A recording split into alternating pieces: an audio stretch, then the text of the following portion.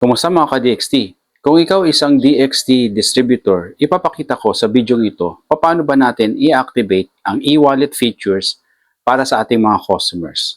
Ang e-wallet features na ito ay isang paraan para makabili ang ating customer at makakonect sila sa Wi-Fi gamit lang ang kanilang e-wallet gaya ng GCash at Maya. At hindi na kailangan ni customer na pumunta pa sa iyong physical store para bumili ng voucher. Dahil kapag naging successful ang kanyang payment sa kanyang e-wallet, automatic magkakaroon na siya ng connection sa ating DXT Wi-Fi zone.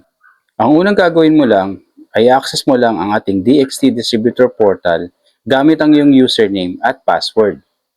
At kung bago ka lang sa aking channel, huwag mo kalimutan na mag-like, subscribe, at click ang notification bell para lagi kang updated sa mga videos na i-upload natin. At kapag successful ka na nakapasok ka sa iyong DXT Distributor Portal, maaari lamang piliin ang settings at sa pinakababa makikita mo ang isang option na kung saan nakalagay ang Accept Online Payments on your portal. By default, nakaset ito sa No.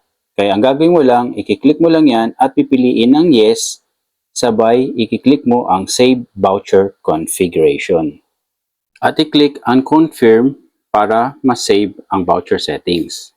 Ayan mga ka-DXT, naturo natin sa video ito paano ba natin i-activate ang e-wallet features para sa ating mga customers gamit lang ang ating DXT Distributor Portal.